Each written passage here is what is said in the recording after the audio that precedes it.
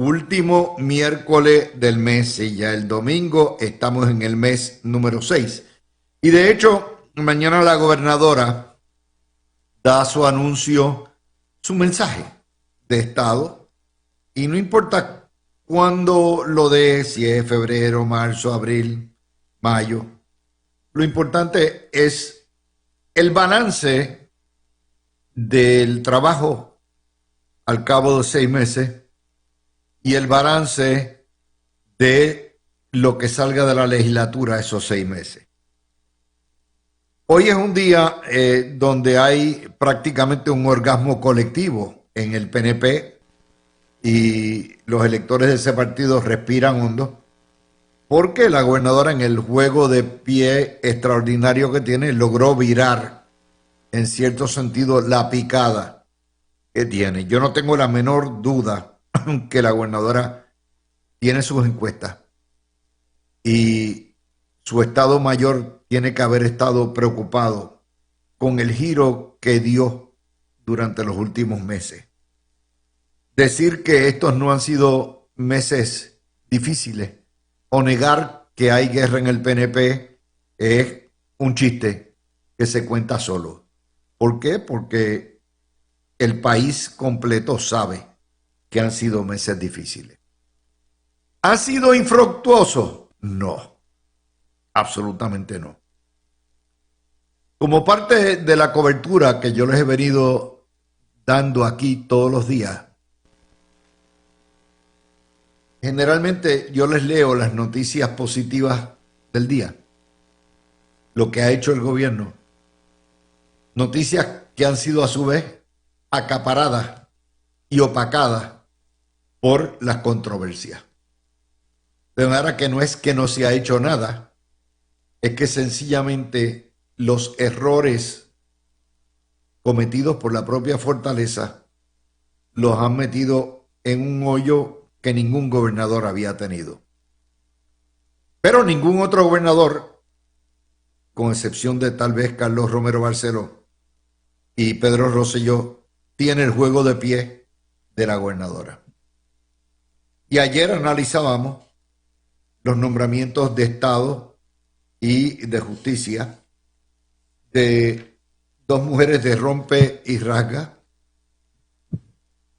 eminentemente preparadas y cualificadas, tanto Rosacheli Rivera, que es una alcaldesa fenómena de 80% de los votos en Gurabo, y la licenciada Lourdes Gómez Torres en Justicia, que tiene un amplio historial en el campo de la justicia. De hecho, trabajó en justicia, trabajó en Asume, es jefa de la Oficina de Nombramientos Judiciales, fue confirmada ya 2 veces en el Senado en el año 22 y también como miembro de una junta de directores ahora, es ponceña, se conoce el Departamento de Justicia de arriba a abajo y, más importante aún, recibió la bendición sacramental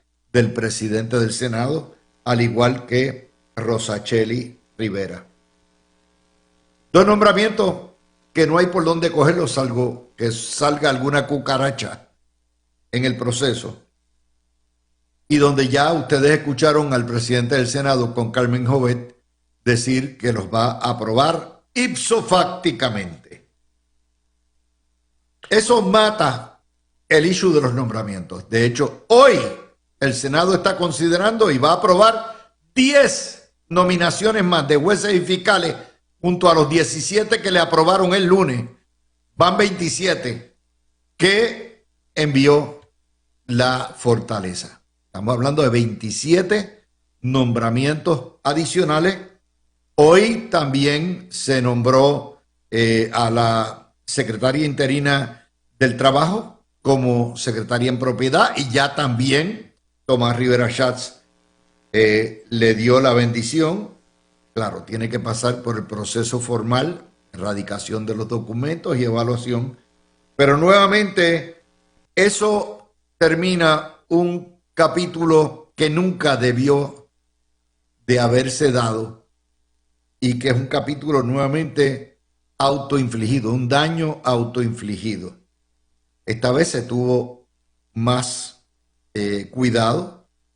La gobernadora, no esperen que salga de su área de confort. La gobernadora ha nombrado personas de su estrecha confianza, de su círculo interno. Rosacheli fue de las primeras alcaldesas que la aprobó y Lourdes Gómez ha estado con ella todo el tiempo. De hecho, renunció a ser juez, renunció a su puesto de juez para poder ir a la oficina de nombramientos judiciales en la Fortaleza. Y usted dice, es que se le agotó el acervo de candidatos. No, es que estas son 3 posiciones de extrema confianza y la gobernadora tenía que girar a su círculo interno. Ya, ¿quién será el próximo o la próxima alcalde o alcaldesa de Gurabo? Si hay más de 2, habrá una primaria, lo escucharon al presidente del Senado, ese es el reglamento, ese es el estilo del PNP, y lo mismo, la gobernadora tendrá a alguien que haga los nombramientos judiciales y también la secretaria que va a perder el trabajo va a ser la interina y también tiene aceptación. Esto le ha dado un aire de suspiro y respiro a los PNP que estaban hartos de las peleas internas y del rifirrafe que se ha dado. Pero las cosas no llegan meramente con los gestos ni con conferencias de prensa. Aunque la prensa no lo da, no lo publica, esta mañana Normando señala, yo los publico, pero como yo no veo el Canal 4 porque estamos a la misma hora dando noticias, pues no podría decirles, pero sí ciertamente hay una nota espectacular de lo que es la superestrella de esta administración, o una de las superestrellas, Joseph González. La incidencia criminal a hoy, 28 de mayo, ha bajado 51 asesinatos menos. Hay 175 de 222 el año pasado para esta misma época. Y eso es una baja de casi 28%. En términos de los delitos tipo 1, están corriendo 5% por abajo, menos 301. Y los carjacking 72 por abajo, es una baja brutal. Esto es meramente en 5 meses. Esto es uno de los grandes logros del gobierno de Jennifer González. Y usted dice, pero ¿y dónde salió eso? No va a salir en ningún lado porque la prensa no va a hacer lo que hacemos en este programa. Aquí cantamos las bolas, los strikes, los hits y los outs. Y todo lo que sea positivo y bueno para el país lo vamos a decir. ¿Por qué? Porque en la medida en que se discutan las cosas buenas que hay, la gente tiene confianza en el gobierno. Y encima de eso el gobierno tiene un incentivo para continuar trabajando bien en esas áreas.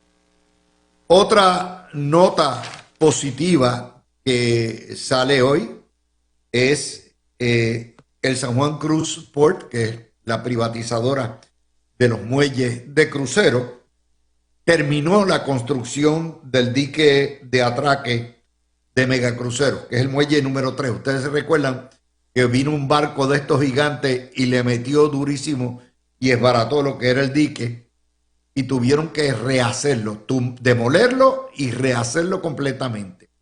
Es una plataforma de cemento gigante, es como si fuera una calle extendida dentro de la bahía con unas dimensiones larguísimas donde pueden atracar este tipo de megacruceros. Costó el proyectito 54 millones de pesos, que salen obviamente de la inversión de la privatizadora Global Ports Holding y la San Juan Cruise Port.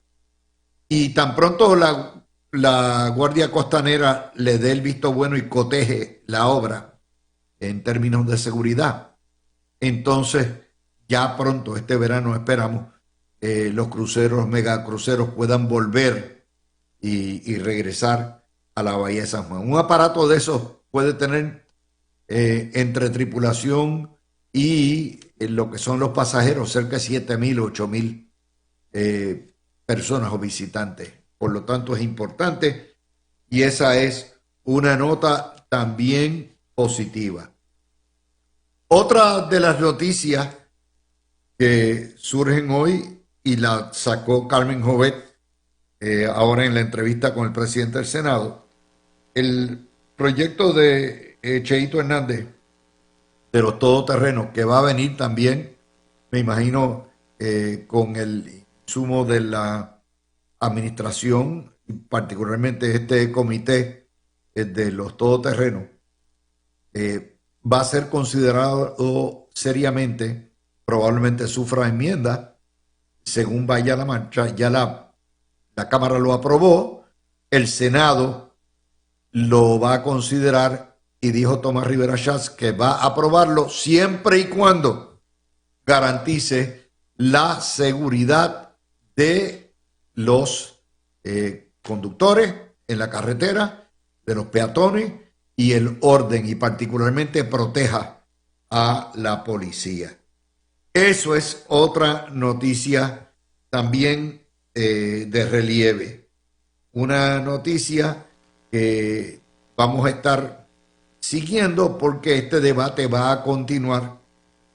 Y recuerden, no es lo mismo una Can-Am que tiene las 4 ruedas y aunque pueda tener problemas de balance, por lo menos ir a las motonetas estas enanas que no pueden estar en la carretera, o a otro tipo de vehículos, los de 3 ruedas particularmente, que tampoco. Sí que hay que ver qué se legaliza y qué no se legaliza y cómo se le meten dientes a las leyes para garantizar que no vuelva a ocurrir el abuso que ocurrió con los policías en Barrio Obrero este fin de semana. De hecho, Joseph González defiende la retirada táctica. No es una retirada táctica. Vamos a entender, no fue un operativo. Estos dos agentes de la policía se paran frente a un food truck para ingerir sus alimentos. Buscarlo. Ustedes saben que los policías no pueden irse a un restaurante a comer todo el tiempo, ni tienen que comer en el carro rápidamente. Es así la vida. Y los rodean esta ganga de motociclistas de más de 100 y pico de personas, los amenazan, les dañan. Y obviamente ya entrenados por lo que es la reforma de la policía y las tácticas de evitar confrontaciones, particularmente cuando no hay balance de fuerza, sencillamente se van del lugar. Pero esta cuestión de llamarlo una retirada táctica no lo es, porque no es un operativo de seguridad pública.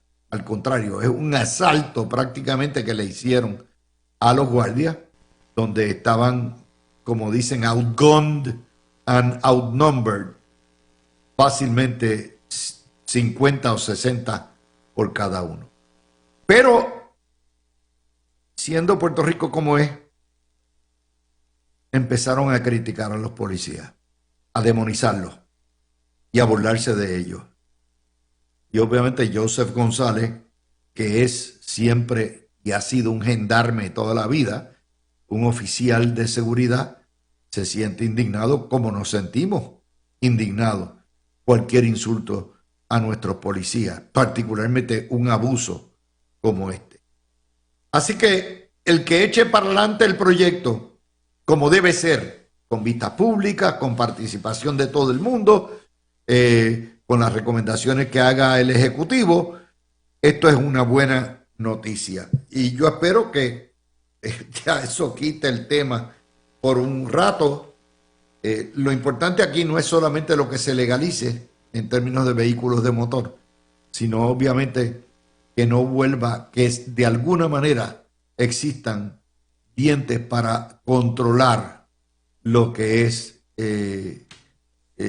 lo que ha sido toda esta situación de estas corridas abusivas, que es como terminan, ¿no? Ok, vamos a la próxima nota también. Dice el Nuevo Día, comités toman protagonismo. Jennifer González gobierna con más de una docena de comités creados. Entonces pregunta el Nuevo Día si es solución o improvisación. Hay comités de energía, comité de permisología, comité de reforma contributiva, comité de los vehículos de todo terreno, comité de evaluación de estructuras, comité de la laguna de Guánica, entre otros. Entonces, siendo el Nuevo Día, ¿cómo es? Busca 3 populetes para que le analicen a la gobernadora. Víctor Rivera Hernández, Palmira Río y Mario Negrón Portillo, que creo que es independentista, pero anyway, ese es. Por eso es que el Nuevo Día está desacreditado como la prensa del país, porque no buscan ni tan siquiera tienen la decencia de balancear. Mire, los comités son tan buenos como la celeridad con que trabajen, la efectividad y la calidad de lo que produzcan. Obviamente el tiempo de los comités, la gobernadora depende mucho de los comités, es su estilo de gobernar, no es la única, todos los gobernadores han nombrado comités. ¿No se acuerdan de decir a Calderón los comités multisectoriales? Aquella sí, que aquella era una vaquera, los nombraba por vacilón. Pero la diferencia fue que los comités de Sila terminaron en nada. Y eso es una lección que debe aprender Jennifer González. Estos comités tienen que tener una duración relativamente corta, producir sus recomendaciones dentro de este tiempo. Por una razón, se la voy a dar política partidista nada más. No hablemos de lo que es la efectividad de lo que se va a hacer. Y es que lo que salga del comité tiene que elaborarse en legislación o en reglamento. Y eso toma tiempo. Y si es legislación, tiene que radicarse lo que salga, o debiera radicarse en la segunda sesión legislativa, que es la más corta de todas, es de 3 meses. Agosto, septiembre, octubre y un poquito más, salvo que haya una extraordinaria.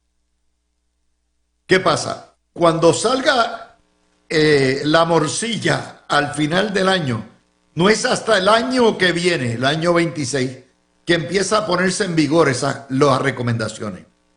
Y por lo tanto, ya se quemó un año y la gobernadora quiere ir a la reelección. Por lo tanto, para poder ir a la reelección, tiene que tener un acervo. Es decir, mira, mi comité produjo esto, esto se convirtió en legislación, la legislación se puso en vigor y mira todas las cosas buenas que ha hecho. Bueno, pues toma tiempo esa medición y el tiempo ideal sería 1 o 2 años. Por lo tanto, para que esas recomendaciones tengan efecto político positivo para la gobernadora y el PNP, esos comités tienen que trabajar rápidamente, porque ese no es el final de norma. Todavía tienen que pasar por el proceso del cernimiento y lo que es la fiscalización de la Asamblea Legislativa, sin contar la Junta de Control Fiscal. Así que decir que esto es improvisación o es solución o no es solución es prematuro. Yo no nombraría tanto comité. Hay mucho comité que es innecesario. Pero la gobernadora, eso es lo que hace. Cada cual tiene sus estilos. Por ejemplo, el caso de los vehículos todoterreno lo podían haber trabajado la Comisión de Seguridad para el Tránsito, Obras Públicas y Carreteras y la legislatura. No había necesidad de recurrir a un comité. O el Comité de Reforma Contributiva también podía haberlo elaborado Hacienda o GPE y alguno que otro persona del sector privado que estuviera ahí. Pero no se puede evaluar meramente porque se nombró el comité. Hay que ver el resultado. el resultado. Lo que es injusto, me parece a mí, es decir, desde ahora, decir, mira, todo esto es un desastre. Y entonces, máxime, cuando los jueces son populetes derrotados, de gobiernos derrotados del Partido Popular. Ok. Lo otro que es una buena noticia, a mi entender, el Senado derrotó el proyecto que envió la administración, pero que no es una promesa programática, de expandir los poderes de la Procuraduría de las Mujeres, porque tenía un montón de alusiones a todas estas palabras de identidad de género, de preferencia, todo este tipo de cosas woke que levanta las pasiones. Yo estoy seguro que si hubieran limpiado ese proyecto de wokismo y de cosas que pudieran ofender a parte de nuestra población, que es mayoritariamente religiosa, es posible que hubiera tenido muchos mejores resultados. ¿Qué va a pasar? Bueno, y por cierto, Joan Rodríguez Bebe fue quien dio la batalla grande ahí. Este proyecto tiene que limpiarse, erradicarse nuevamente si van a fortalecer de verdad la defensa de la mujer y no tienen que meter toda esta monserga que es lo que ha contaminado medio mundo. Así que es una noticia también positiva. También el vocero dice en la página 16, para junio, la promoción multidestino de República Dominicana y Puerto Rico y la Oficina de Turismo. Eso es otra buena idea también. Cada cosita ayuda. Claro, nosotros no podemos competir con los precios tan baratos que hay en República Dominicana y las facilidades extraordinarias que hay, pero sí puede haber el que viene pues en Iberia, puede estar un tiempo en República Dominicana y viene y da el pindoletazo a Puerto Rico y está un par de días y se va de nuevo en Iberia. Lo mismo Arayet, que ahora va a entrar JetBlue, que vuela mucho. O sea, esto es buena noticia y también es otra de las cosas que salen. Déjenme ver qué más. Tenemos que trabajar dos notas que nos preocupan, que no tienen nada que ver con el gobierno de Jennifer González en términos de que ya no es responsable de las dos noticias que salen hoy, pero hay que trabajarlas y verlas. En fin, la entrevista de Carmen Jovet a Tomás Rivera Schatz. El presidente del Senado está más contento que la aleta de un tiburón cuando ve sushi en la orilla de la playa. Y dicen, contento a todo lo que da con los nominados. Y además de eso, toda esta información que le hemos dado. Así que hay love, peace, besito, lengua por aquí, lengua para allá, camino a mañana, que nos montarán el show, a todo lo que da, aquí no hay guerra, aquí todos somos, mire que mucho, todo lo que hemos hecho, todo lo que hay. Para terminar, esto debe ser un borrón y cuenta nueva para la gobernadora. Nosotros no nos chupamos el dedo. Esto es una acción correctiva rápida.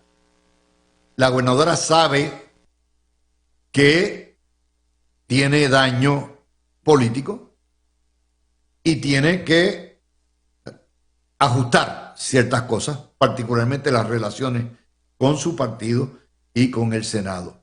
Si hace eso y sacan para afuera todas las controversias idiotas estas que hemos visto innecesarias durante 6 meses, entonces flota arriba lo que es el trabajo bueno que se está haciendo y debe ser la preocupación. Y la gobernadora está tan contenta que recibió hasta el Webich hoy en la fortaleza. Así que con eso los dejamos. Este gobierno va a ser evaluado por el agregado de su obra o su zozobra. Podemos discrepar en muchas cosas que hacen, pero podemos coincidir en otras tantas. Y aquí vamos a cubrir los dos lados de la moneda. Hay unas notas que salen hoy que sí me preocupan porque plantean unos retos adicionales para este o cualquier gobierno que entre. Primero, la portada del vocero.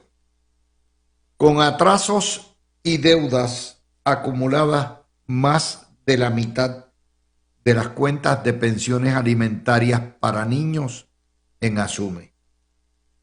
De 102.000 cuentas que hay, 56.000 están en atraso.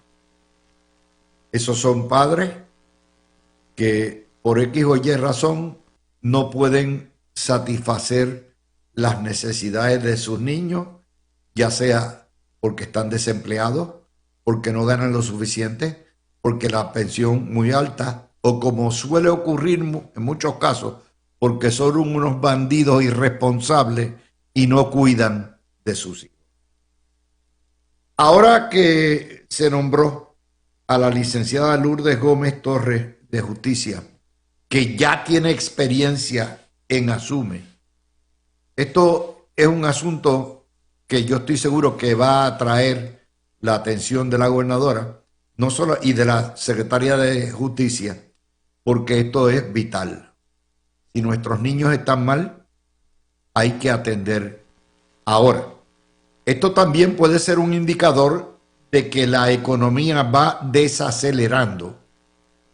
Ya se han recortado más de 800 millones de dólares federales que eran discrecionales, que estaban para la pandemia, que estaban para los desastres, se han ido recortando.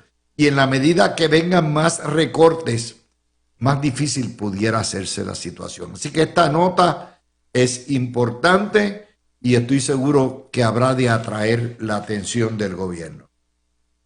La segunda nota, que también la da a primera hora. En Puerto Rico, más de 320.000 personas pudieran sufrir del trastorno mental de esquizofrenia. Eso sin contar que las últimas estadísticas de hace varios años nos habían dicho que casi la mitad de la población de Puerto Rico en algún momento de su vida va a sufrir un trastorno mental o una situación que amerite tratamiento o terapia. Eso no quiere decir locura, ¿ok? Pero sí quiere decir que el estrés que se vive en Puerto Rico es un agravante y un acelerante de que la gente caiga en depresión o que desarrolle una serie de patologías que van más allá de lo que es la normalidad. 320.000 personas es de esquizofrenia el 10% de la población. No hemos tocado las demás condiciones psiquiátricas o psicológicas que da el DSM. Estamos hablando de 10% de la población. Esas personas pudieran sufrir de paranoia, oír voces, tener ver cosas que no están ocurriendo, tener visiones, cambian de carácter y de temperamento. Cuando hablan pueden hablar de 20 cosas a la vez, incongruentes, no hacen sentido. Muchos pierden el control, otros pudieran recurrir a la violencia frustrados, y otros enseñan poca empatía o poca respuesta emocional. Recuerden que esta noticia hay que empatarla con el hecho de que el autismo en Puerto Rico también, particularmente entre los niños, está josco. Y el agravante es que Puerto Rico no tiene suficientes psicólogos y psiquiatras para atender tanta necesidad de salud mental. Los psiquiatras, lo que hay son muy pocos, la mayoría no coge la tarjeta de salud Los planes de salud limitan las terapias creo que son 6, cuando las terapias deben ser largas, porque para que una terapia funcione requiere tiempo, paciencia. Usted no puede, la mejor medicina que tienen las personas es usted mismo, pero se tiene que conocer y eso toma tiempo.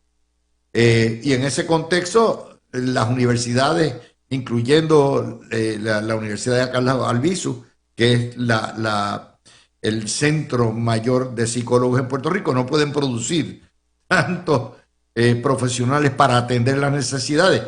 Y para colmo, esos profesionales, muchos de ellos, se nos van. ¿Por qué? Porque les pagan 3 y 4 veces más en los estados. Esto es otro problema serio que hay que atender. No se fabrica ni un psiquiatra ni un psicólogo de la noche a la mañana, y mucho menos terapistas. Así que esas dos noticias están ahí y demuestran, en cierto sentido, las presiones de vivir en una colonia. Esos son los síntomas del coloniaje. Son la alta tensión, el estrés, el peso increíble económico para sobrevivir en Puerto Rico, y encima de eso, la falta de servicios de salud adecuados que produce una situación epidémica prácticamente, como es la situación de lo que son las enfermedades mentales o las condiciones mentales. La nueva ciencia no habla de enfermedad, habla de condición o trastorno mental. Así que con eso empezamos con el coloniaje, y le voy a añadir un detalle que le va a gustar a Gregorio y a Mario. Hoy el Huffington Post en España informa que hay una alta preocupación en la diplomacia americana y en la defensa americana, porque, y esta noticia, yo le he dado distintas noticias sobre este tema que está ocurriendo en el Pacífico. Los chinos plantan bandera en las repúblicas asociadas de Estados Unidos, con las que Estados Unidos tiene tratado, y ahí está Palau, está los Estados Federados de la Micronesia, las Islas Marshall, y han ido comprando propiedades, montando fábricas, haciendo una serie de cosas para ir estableciendo puntos estratégicos en todo el Pacífico e ir rodeando, en cierto sentido, las bases o contrarrestando las bases de Estados Unidos, que puede tener en Japón, su intervención en Taiwán, Hawái, Guam, las Marianas del Norte, que es un Estado libre asociado. Bueno, pues dice el Huffington Post que China ha plantado base en un atolón de los Estados Federados de la Micronesia, 400 millas al sur de Guam, eso es la distancia de aquí a Haití más o menos, rehabilitando pistas de la Segunda Guerra Mundial, construidas supuestamente, alegadamente, para turismo y todo lo que hay, pero obviamente preparadas y diseñadas para aviones de combate y refuerzos. Y esto tiene altamente preocupado a Estados Unidos, porque están comprando los políticos de la República a billetazo limpio. La corrupción está corriendo, y ahí Estados Unidos no tiene jurisdicción sobre la corrupción en estas pequeñas islas. Así que con eso los temas son del estatus, y empezamos con Gregorio. Adelante, Gregorio. Luis, muy buenas tardes a ti, a Mario y a todos los que nos escuchan. Me alegra mucho que empecemos obviamente con el tema del estatus, siempre no solo por la convicción que uno tiene, sino por el reconocimiento de que aún persiste, lamentablemente, un grupo de personas sustanciales que creen que es segmentable o separable el tema del estatus con todos estos temas que tú muy bien estás discutiendo dentro de ese contexto.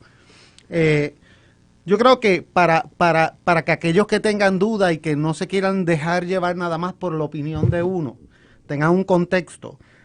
Yo a menudo hago referencia a texto del tratado de la Carta Democrática Interamericana, que es un tratado sobre la democracia de la Organización de Estados Americanos. Y brevemente hago referencia a su artículo 11, que establece lo siguiente y que yo creo que sirve de base a la discusión que tú has llevado, Luis. La democracia y el desarrollo económico y social son interdependientes y se refuerzan mutuamente. La pobreza, la inequidad y la exclusión total también afectan la consolidación de la democracia. ¿Qué quiere decir esto? Que la colonia, que la falta de derecho es tanto la causa como el resultado también del coloniaje y de la situación de indefensión en la que estamos.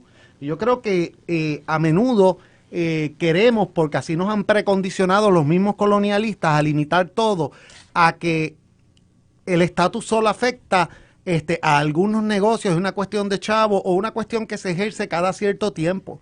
Y la realidad es que tiene un impacto continuo porque la realidad política, la realidad del gobierno y nuestra realidad social es continua. Esos dos temas que tú tocas inciden el estatus sobre distintas formas. Una de ellas es que Puerto Rico carece de la capacidad, no solo tiene los problemas económicos, sino también la situación económica del Estado ha tenido el efecto de que el gobierno no necesariamente cuente no solo con los recursos, sino con los datos necesarios de manera oportuna para tomar decisiones y hacer un análisis concienzudo sobre los aspectos sociales y de salud.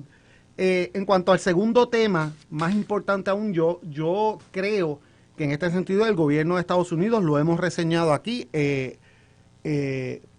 ha asumido erróneamente la posición de que puede desvincularse de ciertas áreas, que esa nueva tendencia que hay, que se dio a principios del siglo XX, de estar aislado, es conveniente, y que por el contrario no se han dado cuenta que la forma en que China va o cualquier otro rival o competidor va a ir tratando de ganar influencia es de distintas formas, igual que se hizo en el pasado y que acechan, y que el espacio lo estamos cediendo voluntariamente, que lo hemos hecho en Latinoamérica, y que esa movida en el Pacífico tiene doble efecto. Tiene el efecto militar, número uno, y número dos, tiene el aspecto de la consolidación económica en América, porque eso lo que permite es tener una ruta. La gente, y lo mencionamos a veces en el programa y se lo olvidan, es el poder militar y el poder comercial están entrelazados, porque una de las cosas principales de tener presencia ahí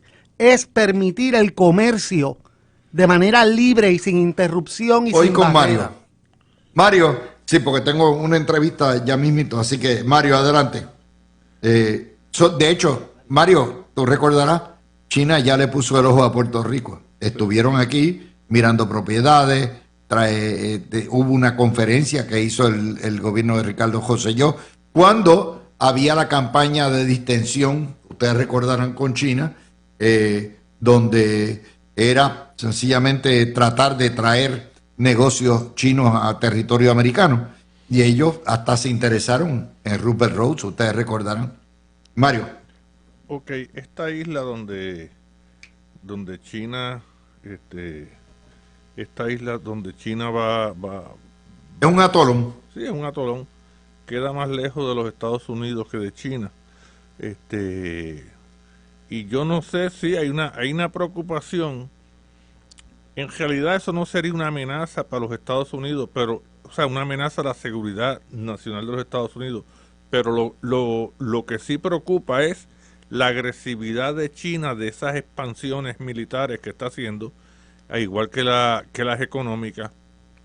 Pero China es un país donde el ingreso per cápita es menor que el ingreso per cápita más bajo de cualquier país de Latinoamérica.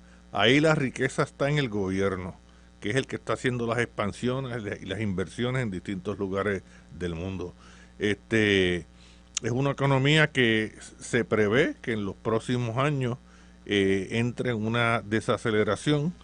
Estados Unidos ahora hay un proyecto, ¿verdad?, aprobado por la administración de Trump de rearticular y mejorar y actualizar toda la defensa de los Estados Unidos. Eso incluye la marina, la aviación, el ejército, cuanta cosa, los radares, los sistemas de inteligencia, que incluye también los rastreos electrónicos, como es la agencia el National Security Agency, que se dedica a interceptar todas las llamadas que hay en el mundo, y que por eso una de esas llamadas, ¿verdad?, que registraron fue la de Osama Bin Laden en una ocasión. Y todas esas cosas, pues Estados Unidos ha iniciado ese avance y esa modernización de sus Fuerzas Armadas. Pero yo no creo que lo de China, pues sí, es preocupante por la intención que ellos tienen de globalizar. Bueno, le preocupa mucho a la inteligencia americana. ¿Perdón? Porque acuérdate que ellos le preocupa mucho a la inteligencia y a la diplomacia americana. Sí. Ellos no entran con armas. Ellos, todas las facilidades que hacen, por ejemplo, el superpuerto que tienen de transbordo en Perú, son facilidades que es de infraestructura dual. Es decir, sirve a propósitos civiles, pero es fácilmente convertible a propósitos militares.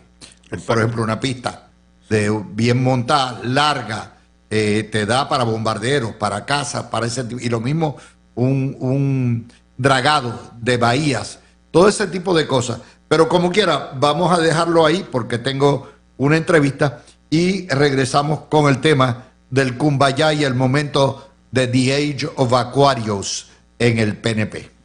Y vamos a hablar de todo este viraje y esta semana que obviamente, salvo que salga algún escándalo, cualquier cosa, va a ser probablemente la mejor semana de la gobernadora en meses y cómo ella ha virado la cuestión de los nombramientos. Empiezo contigo, Mario.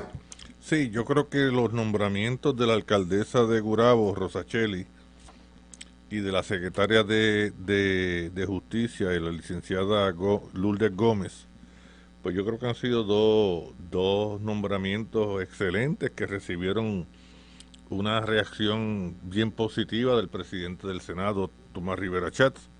De hecho, aunque había pasado con Verónica, los nombramientos de Verónica Ferrayoli y de Yanet Parra, pero estos dos nombramientos, por primera vez en la historia, convierten la línea sucesoral en la gobernación, tres mujeres. Si la gobernadora sale de viaje, la sustituye una mujer, que es la secretaria de Estado.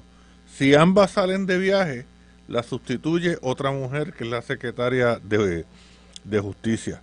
Eso nunca se había dado en la historia.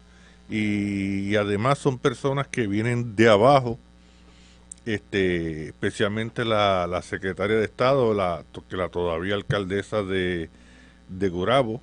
La alcaldesa de Gurabo es un vivo ejemplo de lo que dice el escritor latino de tiempos del Imperio de Roma, Petronio, en su novela El Satiricón. De la pobreza también sale el talento. Y yo creo que ella va a ser una buena secretaria de Estado. Y Gómez va a ser una buena secretaria de Justicia. Son personas que tienen sensibilidad. Y entonces tienen don de pueblo, don de gente, don de familia. Hoy habían gente en Gurabo que la prensa las estaba entrevistando por televisión, llorando porque la alcaldesa se va, porque ella rindió unos servicios, una persona, Luis, que saca el 80% de los votos. De 10 personas que van a votar, 8 votan por ella. Y ella estaba en la televisión escuchando esas entrevistas y a ella se le salieron las lágrimas. O sea que es una persona extremadamente sensible con los problemas del pueblo. Oye, Gregorio, viró la tortilla. ¿Cuánto tiempo? Esta semana es de ella, mañana es el mensaje, el viernes y el sábado se hablará del mensaje, de manera que logró. Este es el juego de pie que tiene la gobernadora. No, definitivamente, y eso precisamente habíamos adelantado en el programa. O sea, la realidad es que, primero que nada, la quiero felicitar por los nombramientos realizados y también quiero felicitarla a ella y al presidente del Senado porque se han reunido y han acogido el llamado, yo creo que más allá de los estadistas del pueblo, de que de que aún con las diferencias y con el respeto que tenemos a que cada cuerpo ejerza sus facultades, pues que haya por lo menos una comunicación efectiva, no que nadie sea sello de goma de nadie. En ese sentido, yo creo que pasar esta página fue sumamente importante para la gobernadora particularmente, también considerando que los nombramientos que hizo han tenido muy buena acogida. Yo, por mi parte, conozco a la alcaldesa de Gurabo y reconozco que es una persona excelente y le auguro una muy buena gestión en la Secretaría de Estado. Y número 2, yo creo que una vez tú pasas esta página y ya el pueblo está viendo que hay comunicación nuevamente con la legislatura, pues yo creo que, como tú bien mencionas, el hecho de que mañana se dé el mensaje dentro de este nuevo ambiente no solo es un viraje a esa opinión pública que había, sino que trae esperanza también al pueblo de que una gobernadora que es altamente carismática y la que todos teníamos grandes expectativas, pues que está logrando enderezar el barco y que augura que mañana pues vamos a empezar a recibir nuevamente información dirigida a todo aquello que esperábamos, que era enderezar la situación que tiene Puerto Rico. Así que es tremenda la gestión de ella. Obviamente, como todo en la vida, depende de que esto sea sostenido y de que el trabajo continúe, pero la capacidad está ahí. Así que para mí es muy importante que esta página se haya pasado. Era un lastre sobre la administración, era un problema innecesario y quizás esta experiencia, si se sabe utilizar, sirve de base para entonces trabajar con mucha mayor intensidad y dentro de otro contexto prospectivamente, que sabemos que tanto ella como los líderes legislativos tienen la capacidad para así hacerlo. Vamos a hablar un poquitito de las críticas que le hace el Nuevo Día, de que ella opera nada más que por comité. Yo leí eso hoy, eso es una Sí. cosa. Eso, mira, ella... Pero ¿qué gobierno no establece comité? Aquí se hizo un comité para el Código Civil, se han hecho comités para el Código Penal, se han hecho comités para las leyes contributivas, se han hecho comités para las leyes referentes al Departamento de la Familia, se han hecho comités para la Universidad de Puerto Rico, se han hecho comités para la educación pública. Aquí se han hecho comités para todo históricamente. O sea, yo no sé, además, el hacer un comité, vamos a coger el comité para lo del Ford Track. Ahí están varios jefes de agencia que tienen jurisdicción, directa o indirecta, sobre los asuntos que tienen que ver con ese tema. Pero también hay representantes de alcaldes, 2 alcaldes de ambos partidos. Y hay también representantes de lo que del sector, vamos a ir sociológicamente privado, ¿verdad? Está este muchacho Ray Charles, que es un ejemplo de lo que dijo aquel historiador británico Eric Hobsbawm en su libro, creo que eran Los bandoleros sociales, donde él decía que muchos de ellos se convertían en héroes de su propia sociedad cuando adquirían papel protagónico. Y se convertían en eso mismo, en unos héroes, porque eran agentes de cambio y de provecho. Pero sin embargo, la gobernadora está demostrando con esos comités que ella es una persona de consenso, sin poner en perjuicio su liderato como gobernadora. O sea, ella escucha. Los comités no es para llegar a un consenso per se, simplemente es para analizar, auscultar, hacer estudios y finalmente hacer recomendaciones. Mira, Luis, sobre ese aspecto, los comités son como cualquier otra herramienta gubernamental, política, económica, o sea, depende del uso que se le dé, cómo se utilice y cuál sea ¿verdad? Cómo se ejerce el liderazgo ante ellas. Pues mira, sí, por un lado, los comités tienen la posibilidad de convertirse en algo nada más para mitigar el issue públicamente y que sea el consenso del consenso para dar la impresión de que uno es inclusivo y no se haga nada. Pues en esos casos un comité no funciona bien. Pero hay otros casos, y es una de las situaciones actuales con la que hemos trabajado y con la que hemos estado discutiendo, donde hay unos problemas que tienen una complejidad, que tienen un interés público, que hay personas que pueden contribuir y que por alguna razón u otra no han querido incursionar en el gobierno, pues puede ser un proceso inclusivo. La clave para mí es, número uno, que tengan una agenda clara.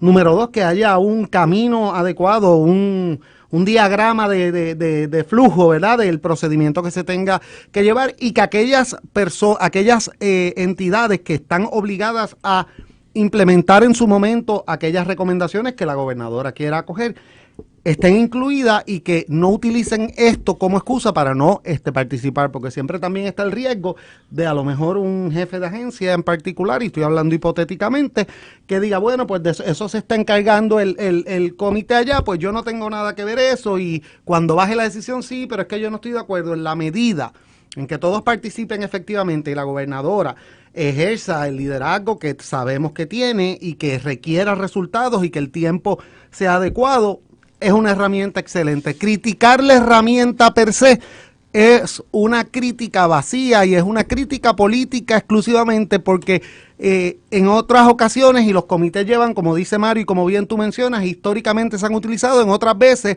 cuando se nombraban comités, era lo más grande. Ave María, mira qué inclusivos son, mira para allá, estamos gobernando por consenso, mira, estamos incluyendo al pueblo. Pero si en los mismos periódicos no han establecido unos supuestos comités para, paralelamente al gobierno, tratar de imponerle al gobierno soluciones en determinados momentos. Así que no podemos andar en esa ambivalencia. Todos los recursos en la vida tienen un potencial y unos riesgos. En la medida que haya el liderazgo, que haya el interés y haya la buena fe y las personas capacitadas, funcionan. En la medida que no, pues serán un fracaso. Por eso, pero el comité tiene el problema del manejo del tiempo. O Claro. sea, la gobernadora nombró casi todos estos comités o a finales de diciembre o en enero y febrero, con excepción del de la todoterreno. Y obviamente todavía ninguno ha parido. Tienen que parir, porque lo que sea el producto del parto tiene que ir a legislación o a reglamentación para entonces implantarlo. Y eso es, hay premura. Ella quiere ir a la reelección, por lo tanto va a necesitar que estos comités trabajen rápido y eficientemente. No sé cómo ustedes lo ven, pero a mí lo que me preocupa de los comités no es el comité per se, ni el show de decir, mira, qué inclusivos somos, aquí consideramos a todo el mundo. Es la eficiencia, lo que produzcan y cómo se ejecuta. Sí, si el comité, Luis, perdón que interrumpa ahí, yo sé que le tocaba a Mario, pero si el comité, pues es nos como interrumpimos, decía, somos tres. yo conozco a alguien que siempre me decía que en Puerto Rico había el problema que se hacían reuniones para planificar otras reuniones. Y si los comités son reuniones para planificar reuniones y nunca hay un efecto concreto, pues entonces la herramienta no se utilizó adecuadamente. No es que no sirva la herramienta. Y uno de los riesgos es precisamente el que tú dices, que se tarden tanto en la etapa deliberativa a tal nivel que nunca se tomen decisiones y nunca se implementen. Y hay una necesidad. Por eso digo que el issue aquí nunca va a ser la herramienta per se, sino el liderazgo y la urgencia con la que se trabaje con esa herramienta. Si se deja que los comités hagan lo que les dé la gana y sigan per secula secularum discutiendo los temas, se convierte en un issue socrático académico y nunca pasa nada. Y eso ya ha pasado también en el pasado. Por eso es que digo que son una buena herramienta, pero la herramienta depende del liderazgo, de la urgencia con la que se trabaje y del interés de las partes a que en efecto se logren unas soluciones y no meramente utilizarlo para apaciguar al público, dar la impresión que se está haciendo algo cuando no se está haciendo. Mario. Yo no creo que padezcan de burocracia. Una distinción entre los comités y las agencias es que los comités no padecen el problema burocrático, ¿cómo dice? Gubernamental. Son una especie de comités ad hoc que se crean para una sola cosa, para atender algo en específico. Y además, por ejemplo, hay aquí unos comités. Vamos a coger el de los Ford Track, ¿verdad? Que es lo que está en la palestra pública. Ese comité, lo que se está atendiendo es algo de alto interés público y es prioritario de la gobernadora, porque la gobernadora prometió eso en su campaña y la gobernadora está poniendo todo su empeño, está demostrando con ese comité, igual que con otros, que es una persona de consenso, una persona que escucha, pero aún así sin poner en perjuicio su liderato como líder del país. Y entonces, pues, en ese sentido, en el caso de los Ford Track, es un comité que ya está a ley, de rendir un informe, y después de ese informe, pues la gobernadora decidirá qué hacer. Si entiende que debe echar el caso para adelante, pues enviará un proyecto de administración a la legislatura. Yo les digo una cosa, o sea, me sorprendió la rapidez con que entró Tomás Rivera Schatz. No sé si lo auscultaron informalmente por vía atrás, que lo debieron haber consultado. Es la manera más rápida de resolver el impasse. Obviamente ella sabía que Rosacheli es querendona de Tomás, por Sí, lo tanto mucho. ahí no había problema. Sí. Y imagino que la licenciada que nomina para justicia, Lourdes Gómez, ya tenía obviamente también una buena relación con Tomás Rivera Schatz. Y como ya había pasado por el Senado 2 veces para distintos nombramientos, pues obviamente también no hay manera de tocarla, ¿no? Eso, ¿a usted no le sorprendió la velocidad? No, a mí, bueno, vas tú, ¿verdad? Ok, no, Luis, a mí no me sorprendió la velocidad, porque Rosacheli es una querendona de Tomás Rivera Schatz, y por supuesto de Jennifer, porque fue la primera alcaldesa que en el periodo primarista respaldó a Jennifer, ¿verdad? Desde un principio. Y también tiene una relación excelente con Tomás Rivera Schatz. Primero, que Tomás Rivera Schatz le ayudó a ella políticamente desde aquella primaria, donde ella se convirtió en alcaldesa en propiedad. Y esa lealtad que ella mantuvo hacia Tomás Rivera Schatz y a Jennifer González durante el cuatrenio pasado no era una lealtad conflictiva. Al contrario, ambas lealtades se complementaban. En el caso de la secretaria de Justicia, pues una persona, la fisonomía de ella psicológica es que es una persona humilde, una persona accesible, y eso pues ayuda también. Y yo me imagino que como ella fue confirmada para jueza, aunque fue en el cuatrenio pasado, que el Partido Popular era el que dominaba el Senado, pero yo imagino que ella tuvo que reunirse con el caucus del PNP, porque esas cosas pasan. Y ahí pues desde ese entonces o antes pues estableció una relación de camaradería y de respeto y de confianza con Tomás Rivera Schatz. Hay también un detalle que quiero que ustedes me discutan aquí, y es lo siguiente. Los nombramientos pasan. De hecho, hay 27 nombramientos de jueces y fiscales que esta semana se aprueban, sin contar todo lo que da. De hecho, todos los jueces que nombró, y mire que nombró un montón, Alejandro García Padilla en el año 2013 y ahora y en el 2014 se van a ajustar ahora. Yo me alegro. Los van a cambiar completamente. Sí, me alegro. Por eso es que lo único que Tomás Rivera Schatz va a pedir es primero que hayan radicado contribuciones, que no tengan problemas éticos, y los va a cotejar en el registro demográfico del PNP, que sean PNP. Pero eso viene. Y me parece a mí que es importante cómo se sana la relación. O sea, el decir que no hay guerra, ¿ayuda o no ayuda? Pues claro, ayuda. Y yo creo, Luis. Espérate, ¿ayuda el decir que no existe la guerra, que no existió? Es que yo creo que nunca existió. Y me explico. O sea, lo que hubo fueron, en unos casos como el de Verónica Ferrayol y en el de Yanis Parra, unos diferendos insalvables. Eso no quiere decir guerra. Y en los diferendos insalvables, pues muchas veces se alza la voz.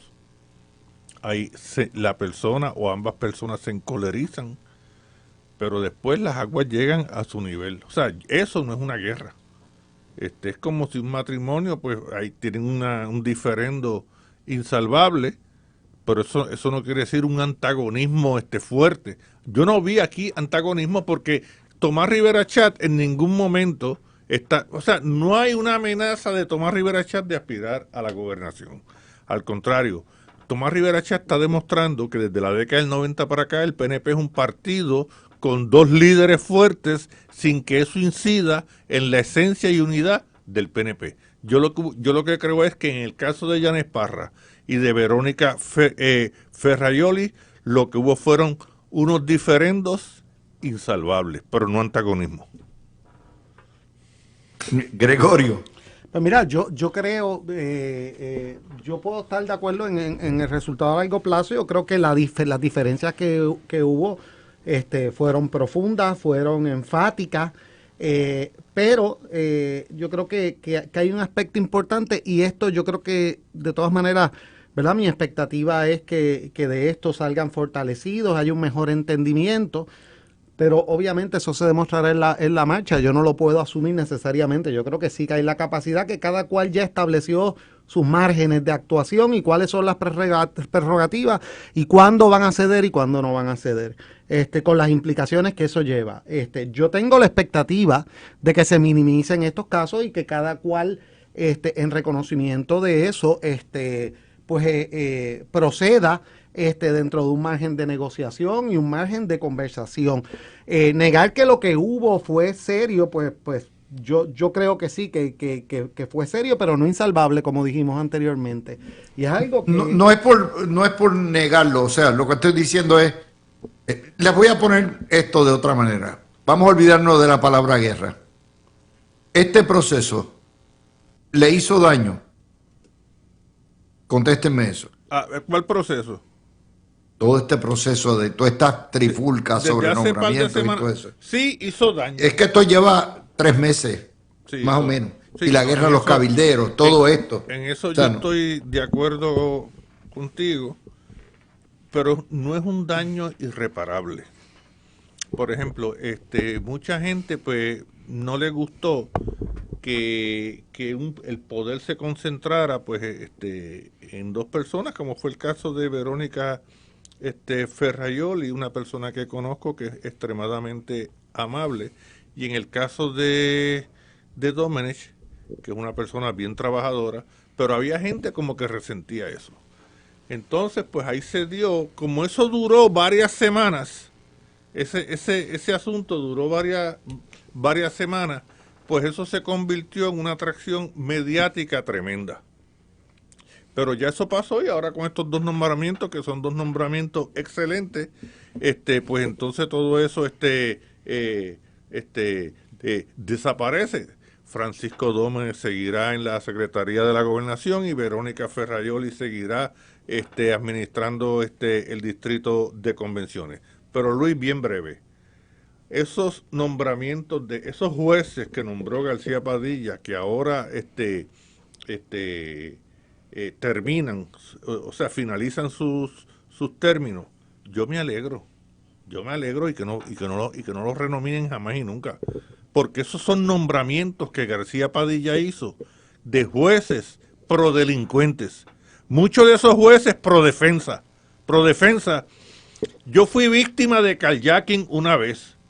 Está lo que se llama, Luis, la soledad de la víctima. Uno llega ahí y eso es una soledad, primero que siempre están cambiando los fiscales hasta que llega el juicio. Ahí los fiscales pues no los cambian.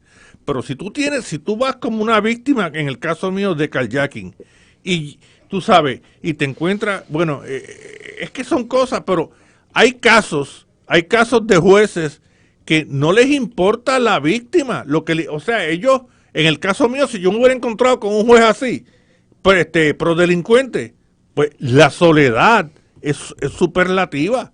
Es una cosa, y yo me alegro que no lo renominen y que ya acaben sus términos. Otra de los detalles, ¿qué falta? O sea, si ustedes dijeran, ya estamos a los 6 meses prácticamente, ya está si esto fuera una carrera de una milla, este es el primer octavo de milla. ¿Okay? Son 8 semestres que va a tener Jennifer González y el PNP para producir. ¿Qué falta? ¿Qué ustedes pondrían? Pues mira, Luis, yo creo que obviamente la primera etapa que se está sobrellevando ya, que es la etapa de establecer el gobierno que la gobernadora interesa, una vez pasado eso, yo creo que lo próximo necesariamente tiene que ser que se empiecen a ver resultados, ciertos resultados, obviamente todavía está comentando, en áreas críticas. ¿Y qué áreas críticas yo puedo señalar que son que en la que podemos obtener ciertas ganancias relativamente rápido? Una de ellas es en el proceso que hay ahora mismo de reglamentación para prácticamente hacer cualquier cosa en Puerto Rico, ya sea ejercer profesiones, hacer transacciones, establecer negocios, etcétera. Eso no quiere decir que va a haber una revisión total en 6 meses, pero evidentemente tiene que comenzarse a ver lo antes posible, porque eso depende en los otros aspectos económicos, que se está rompiendo esa burocracia insalvable que tiene Puerto Rico y que hay una apertura nueva, como se prometió, al desarrollo dentro de un contexto de reglas, pero al desarrollo y a la actividad económica. Yo creo que ese es el próximo paso importante. Obviamente, el tema más importante que va a seguir teniendo Puerto Rico fuera del estatus es la energía. Y yo entiendo que dentro del contexto energético sería ridículo esperar grandes logros en los próximos 6 meses, porque tenemos que aceptar que esto es un issue que va a durar años, que va a durar mucho más de este cuatrenio. Pero yo creo que sí también es importante que haya un cambio en ese aspecto del gobierno, y es que el pueblo, más allá de si se queda del jueguito de si se queda Luma, se va Luma, hasta esta compañía, hasta la otra, yo creo que necesitamos ver en los próximos meses ese trazado de ruta y que el pueblo esté claro con lo que vamos a enfrentar y que puedan implementar alternativas. Así que yo creo que esas dos áreas son áreas importantes en que tiene que haber ya un avance, porque son temas esenciales y son áreas de las cuales depende el resto del gobierno y de la economía en general. Y son las cosas que están aguantando que se den otros desarrollos que se tienen que dar también económicos. Yo les diría, hay ciertas áreas que faltan. Obviamente lo de Luma y Genera, esa va a ser una batalla de años. Correcto. Yo no veo cómo puedan lograr una cancelación final que libere y donde se ordena y se permite una subasta para sustituirlo, hasta tanto no terminen los litigios, y esto va para el litigio. ¿Ok? De manera que ahí la única alternativa es fiscalizar y trabajar en conjunto con Genera y con Luma para mejorar el servicio y tratar de hacer las reparaciones. Ahora, permisología. Exacto. Yo todavía no he visto un solo proyecto para eliminar toda esa trulla de leyes que hay que interfieren con todo y los reglamentos. No he visto eso, y en lo que eso va a tomar tiempo. Y recuerden que toda la deslegislación que se haga, toda la derogación de leyes, toda la derogación de reglamentos, lo que va a producir es un nuevo estado de derecho de permisología limitada, que entonces pueden venir inversionistas, empresas, a crear actividad económica que no se va a dar hasta que terminen las construcciones y empiecen a operar hasta el año 27 o 28. O sea, para mí la premura más grande que tiene este gobierno es acabar de liquidar toda esa madeja burocrática que tenemos. Y yo no he visto movimientos fuera del comité que se nombró hace 4 meses y todavía no ha parido. ¿Qué ustedes creen? Yo coincido 100%. Yo creo que en los dos aspectos que tocaste. En el área energética, mi única crítica al gobierno no es que se resuelva rápido el problema, porque yo estoy bien consciente del tiempo, sino de que yo creo que el pueblo se ha confundido, se ha dejado confundir por algunos elementos, y hay que darle la claridad de eso que sabemos nosotros. Pero yo estoy de acuerdo, el área de mayor oportunidad pero a la misma vez más necesidad de acción apremiante es el área de reglamentación en todos los aspectos. Es confiscatorio el proceso, es costoso, carece de certeza, tarda muchísimo y aún cuando hay cosas que van a tardar porque hacer el proceso, los reglamentos, es complicado. Hay un montón de otras gestiones dentro de las agencias que se pueden ir implementando rápido y que van a permitir que salga ¿verdad? Ese ecosistema económico se dé cuenta de que Puerto Rico está en un proceso transformador donde se va a poder invertir. En ausencia de esos cambios y que tienen que ser radicales y urgentes, va a ser bien difícil echar adelante porque es que tiene que haber inversión privada para que eche adelante la economía y bajo este ambiente es bien difícil promoverla. Quiero cuando regrese hablar contigo, Mario, empezar contigo sobre el bajón brutal en la incidencia criminal. Obviamente tenemos el sheriff de Cochise al frente de la policía, un agente del FBI que sabe lo que tiene entre manos. Esto probablemente es ahora mismo el mayor logro del gobierno de la gobernadora González. Y sin embargo, invisibilizado. ¿Por qué? Porque la prensa no reporta semanalmente las bajas en la incidencia criminal. Solamente reportan cuando sube el crimen o cuando hay una masacre. Vamos a hacer la pausa. El logro mayor de estos primeros 5 meses, la baja en criminalidad y la invisibilización. Todo lo que son críticas a la policía. La prensa cochina de Puerto Rico trata a los policías como si fueran criminales y a los criminales como si fueran héroes de guerra. Y lo peor es que le esconde a Puerto Rico cuando hay una baja como la de este año de 51 asesinatos, eso es 28% menos, y una baja de 5% menos en los delitos tipo 1, una baja en los carjackings y también en las masacres, ¿ok? Y lo esconden. Mario. Mira, los únicos enemigos que tiene la policía son los delincuentes y la mayoría de los periodistas. Fuera de eso, el pueblo entero está con la policía. Y yo me acuerdo una vez, Luis, y esto para ilustrar lo que tú acabas de decir. ¿Tú te acuerdas aquel capitán de la policía frente a la fortaleza que fue agredido y él cogió y le cruzó un puño a la persona que lo tumbó? Ese día por la tarde, el titular en la versión electrónica del Nuevo Día era cargado en contra del policía. 4,000 y pico de personas comentaron la noticia. Yo leí como 1,100. De esas 1,100, todas menos 2 eran a favor del policía.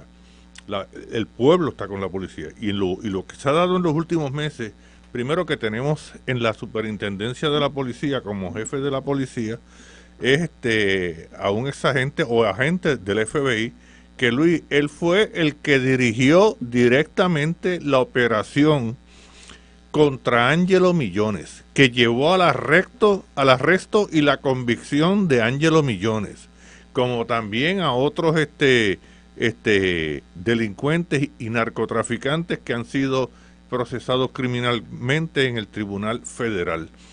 Y es una persona de vasta experiencia, es una persona que conoce bien ese mundo, conoce bien a la policía porque estando en el FBI trabajó hombro con hombro con la policía y yo creo que mejor que él no ha habido nadie. Es una persona afable, accesible, diplomática, pero firme en sus decisiones y en sus ejecutorias. Gregorio. Pues mira, Luis, definitivamente esto es un gran logro en un área esencial, en el área en un sentido, en el área de la criminalidad. Good news, no news is good news, siempre. Y la realidad es que el hecho de que haya pasado, de que este tema haya pasado un segundo o un tercer nivel en la discusión, aun cuando sea por otras razones que la prensa lo haya hecho, pues le demuestra al pueblo de Puerto Rico que se está trabajando eficientemente con eso. Obviamente, la prensa, en la medida que la persona esté de alguna manera asociada o vinculada al FBI, ya de por sí tiene 20 puntos en contra para ellos, excepto si algún día sale a criticar al PNP o a los estadistas, en cuyo caso, pues entonces es el darling de la prensa. Pero yo creo que también esto es bien importante, y es que en Puerto Rico ha habido muchas oportunidades más para que haya colaboración entre el gobierno federal y el gobierno estatal en issues no solo de seguridad, sino también en issues de justicia en general, y muchas veces por cuestiones políticas se ha desaprovechado. Yo creo que una cosa no implica tú renunciar a las facultades que tú tienes como Estado, y que por el contrario, esa colaboración en un sitio como Puerto Rico, que es una isla y que tiene unos retos particulares económicos, geográficos y sociales, es esencial. Y yo pues no solo felicito ¿verdad?, a todo ese andamiaje de seguridad pública, sino que exhorto a que el gobierno siga explorando esas avenidas de colaboración. Es ahí donde está la respuesta a muchos de los asuntos, no porque haya fondos federales adicionales, sino porque ese compartir de información es esencial en esta época para implementar una serie de otras medidas también que son fundamentales para el pueblo. Pero sí, definitivamente, en cuanto la prensa escucha FBI, como te dije, a menos que critique a los estadistas o haga una expresión fuerte contra ellos o esté acusando a alguno, están viendo al cuco y no le van a reconocer ningún tipo de logro. Luis, es una cuestión política. Y sobre los policías, me uno completamente a lo que dijiste tú y Mario. O sea, son víctimas, lamentablemente, no del pueblo, porque el pueblo reconoce en su mayoría el trabajo, sino de una prensa que ha llevado un mensaje antagónico y que, similar al que se van a sorprender algún día, porque igual que pasó en los estados, durante hace un tiempo atrás, que empezó una crítica total a la policía y de momento se encontraron con una pared en el público diciendo: espérate, te estás pasando, nosotros necesitamos a la policía, nosotros somos gente de ley y orden y necesitamos respaldarlos para que así se haga. Está bien que hayan unas reformas, que hayan unas críticas en un momento, pero tenemos que respaldar a nuestros policías, y eso tiene también, distinto a lo que la prensa se cree, un efecto en su contra en algún momento y un efecto político. Y la segunda, me parece a mí, nota que tenemos que poner también como logro, es el turismo. El turismo, la residencia de Bad Bunny, el turismo echando para adelante los puertos, esta cuestión de San Juan, Ports, Cruise Port, construyendo ya automáticamente, arreglando. Creo que fue, ¿cuándo fue que se firmó este contrato? Creo que fue a finales del año pasado. Y ya automáticamente han metido la inversión para restablecer el dique de atraque de los megacruceros, el megacrucero que fue a Ponce. O sea, todo esto la gente lo ve y lo sabe. De hecho, ustedes van al centro T-Mobile y ustedes lo ven, al centro de convenciones, los hoteles llenos. Este verano conseguir un hotel en San Juan es virtualmente imposible. No digo yo, traten para el sur o traten para lo que son las playas de Joyuda, lo que es Rincón. El turismo está bien fuerte también. Otro de los logros de estos primeros 6 meses. Y también, Luis, los recaudos que se están dando en los casinos son recaudos astronómicos. De ahí va dinero para la Universidad de Puerto Rico, para la compañía de turismo y para el Fondo General. O sea que hay una actividad económica fuerte en el país, y eso se ve y se siente. Y yo creo que eso beneficia a la gobernadora Jennifer González y me imagino, ¿verdad? Creo yo, y esto es una teoría mía, la llegada de ella a la gobernación pues tuvo unos efectos secundarios positivos.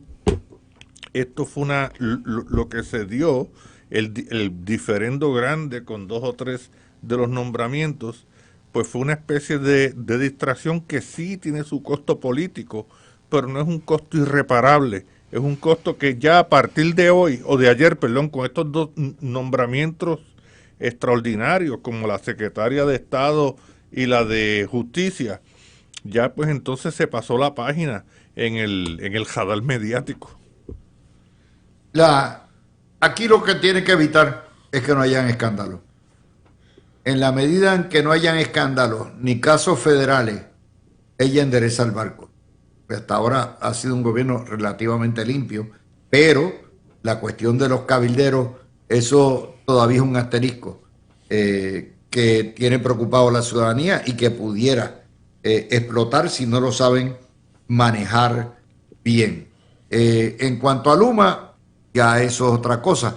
Vamos a ver cuántos apagones hay, vamos a ver cuántas tormentas o cuántos ondas tropicales pasan por el río de Puerto Rico. Ustedes saben que los peores son lo que son las bananeras, las plataneras, que dejan agua a todo lo que da. Y esta temporada va a ser bien larga, una temporada casi todavía en noviembre estamos teniendo huracanes, o sea, estamos hablando de 6 meses largo y tendido. Y hasta ahora, gracias a Dios, no se ha formado ninguno. Pero generalmente las formaciones en tiempos normales empezaban precisamente en junio, julio, y no como en años recientes, que de hecho hubo un año, no sé si el pasado o el antepasado, que a finales de abril se formó una tormenta. Así que la cuestión eléctrica, y lo peor es que le van a echar la culpa siempre, a pesar de que ella no tiene control sobre la generación, ni la distribución, ni la parte fiscal, ni la deuda, pero la gente le exige.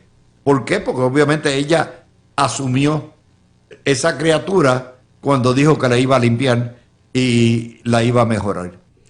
Aunque ella no tenga poder real para hacer mucho. Yo estoy de acuerdo, Sí. Luis, pero yo creo que uno de los problemas que ha habido, y obviamente el issue energético es tan complejo, no lo quiero simplificar, pero uno de los problemas que ha habido con este tema es que precisamente lo contrario, que se ha presentado no se le ha dado al público un trazado de ruta adecuado de cuáles son los retos que hay, con qué se está trabajando, y han permitido que se convierta en esto en un chijichija, Luma sí, Luma no, cuando estamos bregando con un problema que es complejo y que el que ha leído el mínimo sabe que es un problema que probablemente es un problema generacional, o sea que va a trascender una generación, porque así de crítica está la infraestructura en Puerto Rico. Yo lo que creo es que en el pasado los gobiernos han pecado de muchas veces teniendo problemas sumamente complejos, se autoinfligen los golpes tratando de sobresimplificarlos para fines políticos, y cuando no resulta, como evidentemente no iba a resultar, pues entonces quedaron esquineados ellos mismos por sus propias expresiones. Por eso digo que hay áreas que tú puedes tener lo que le victorias relativamente rápidas, y no son victorias llanitas, sino victorias importantes, como hablamos ahorita, en permisología, en seguridad, en relaciones con el gobierno federal, etcétera, etcétera. Y hay otras áreas que son complejas, que son inciertas, como son los huracanes, la energía y eso, que lo importante es que fluya la información y uno mismo no someterse ante un criterio que es imposible de cumplir. Miren, si viene un huracán es imposible que el gobierno adelante todas las eventualidades. Sabemos que el issue de Luma no se puede resolver probablemente en los próximos, de seguro este cuatrenio no se va a resolver el issue energético.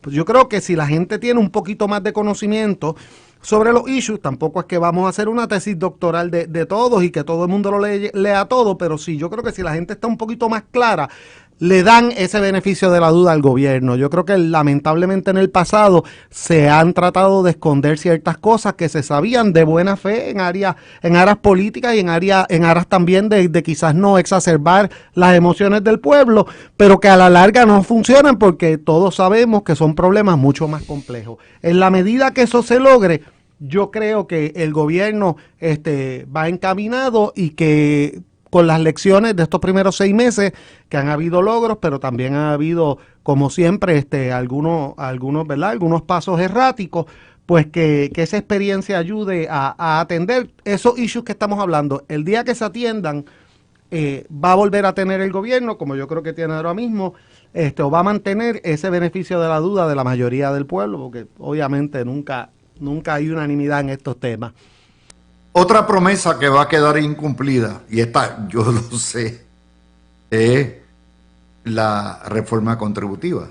Ya la Junta la atajó y le dijo, aquí cualquier dinero que le resten al erario me lo tienen que reponer de otra fuente. Lo que quiere decir que eso es anatema para los políticos populistas del país. Imagínate, si para bajar contribuciones tengo que subir contribuciones, estoy fastidiado, o cortar servicios. De manera que esa reforma que se va a dar, por ejemplo, no le van a permitir bajar el IBU. No le van, que como quieran, si lo bajaran un chavo no va a hacer nada. No le van a pedir, no le van a permitir hacer una reforma sustancial fuera que no sea para beneficiar las grandes oligarquías y las grandes empresas. Y entonces eso se agrava porque la gobernadora no puede controlar la inflación. Le echan la culpa por el costo de la vida, pero eso es Mr. Trump y compañía. Así que todo esto, piense que lo que estamos haciendo es una antesala del discurso, ¿verdad? De lo que se puede esperar, de lo que son logros legítimos, de lo que son los grandes retos y lo que es imposible de cumplir, como por ejemplo salir del contrato de Luma y de Genera. Y ahora las peleas más grandes son con Genera, ahora es una guerra en dos frentes, están peleando con los rusos y están peleando con los franceses, están peleando con los británicos a la misma vez. Y les digo que eso es lo que podemos esperar, no sé. Luis. Mario, ¿qué tú crees? Perdón. Sí. No, dígame. Sí. No, ¿está bien? Sí, Ok. adelante, Mario. Bueno, pues aquí le echan la culpa a todo. Mira, el costo de la vida, si el costo de la vida sube, la culpa se la echan, por supuesto, a la gobernadora. Y si el costo de la muerte sube, también se la echan a la gobernadora. O sea, si la funeraria te cobra mucho y el cementerio también, Sí. pues la culpa es de la gobernadora. De la culpa de la gobernadora. Y esa costumbre de echar culpas es antiquísima, ¿verdad? Porque vende noticias. Eso viene desde el cambio de partido único que se dio en el 68, que surge el bipartidismo. Pues entonces un sector de la prensa, influido también por la prensa de los Estados Unidos cuando los años de Watergate, pues entonces entendió que el sensacionalismo, el exagerar ciertas cosas de noticias que tienen que ver con las figuras políticas del país y con la gobernanza, pues eso generaba noticias y vendía, esas cuestiones pues vendían. Pero yo lo que veo es que la gente coge eso con pinzas. Aquí se creen que cualquier noticia negativa influye en la psiquis de la gente. O sea, la gente aquí a lo que reacciona es a lo que le perjudica. O sea, tú ves esas noticias, por lo de Bad Bunny puede decir las barbaridades que diga, y si eso no le afecta a la gente, no le toca el aquí y el ahora, los problemas vitales que vive en esta sociedad del siglo XXI, eso no tiene repercusión ninguna. Llena el espacio mediático, pero de ahí, Luis, no pasa. Luis, yo quería añadir algo sobre este tema, y es que igual que dije que para mí uno de los golpes autoinfligidos que muchos gobiernos se dan es que no son sinceros en ciertos temas complejos. Hay otra área que yo creo que también los estadistas siempre nos hacemos daño a nosotros mismos, y es lo siguiente. Nosotros no somos, yo no quiero imponerle la política pública sobre estatus a la gobernadora, pero lo cierto es que algo que ha hecho el PNP lamentablemente en muchas ocasiones, y yo espero que no ocurra, y que es dejar el asunto del estatus los primeros años y tocarlo una vez al año, y de momento cuando vengan primarias y todo eso, hay una urgencia de tocar todos los temas de estatus, porque eventualmente entonces se le ve la costura a la gente del mismo partido y empiezan los cuestionamientos de si estas gestiones se están haciendo por razones meramente políticas. Así que en ese sentido yo creo que para el sector estadista es importante que, como comenzó la gobernadora con la actividad que se hizo en Washington, que haya una ejecución constante y una conversación constante relacionada con el estatus y que no se limite a un asunto de una vez al año hasta que lleguen las elecciones, sino que haya, que se note que hay una estrategia, que hay un camino a seguir y que la discusión se mantenga vigente. En ausencia de eso se pierde la credibilidad interna y eso es problemático ante cualquier elección futura. Miren, aquí el ruido es horrible. Le voy a decir algo. Yo llevo cerca de 50 años viendo noticias y profesionalmente lo estoy haciendo desde el año 1977 o 76, que fue cuando empezó. Hay una enorme escasez de noticias locales y una enorme superficialidad y un desbalance terrible. De manera que tratar de hacer una presentación de noticias como nosotros hacemos aquí todos los días, que sea relativamente balanceada. Yo tengo mis prejuicios, tengo mi manera de ser, pero trato de ser lo más justo que puedo. Se hace todos los días más difícil y hay que escuchar. De hecho, el medio más importante que hay en Puerto Rico hoy en día es esta estación de radio. Es aquí donde están los balances, es aquí donde se surgen la mayoría de las noticias y más la combinación, porque Jugando Pelota Dura también está en televisión y está con nosotros. Carmen Jové está en televisión y está con nosotros y crean mucha noticia.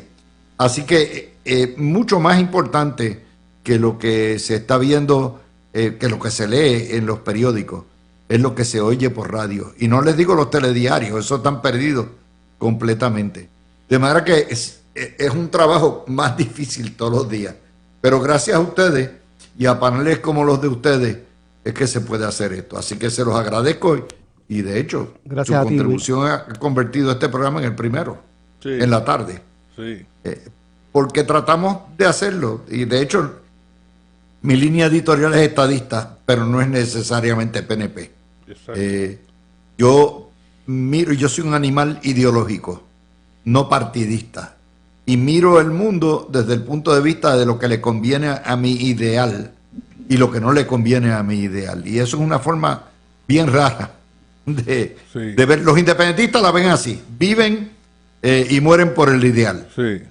Pero desgraciadamente los PNP no. Yo, Luis, como dijera, parafraseando una frase de Saramago, yo soy un estadista hormonal. Está bien, hay que ver esa hormona. Bueno, gracias a los dos por estar conmigo, Gregorio y Mario. Ya la semana que viene tenemos a Emma de vuelta y Garriga se reincorpora a mediados de mes. Mis amigos, gracias por convertirnos en el programa número 1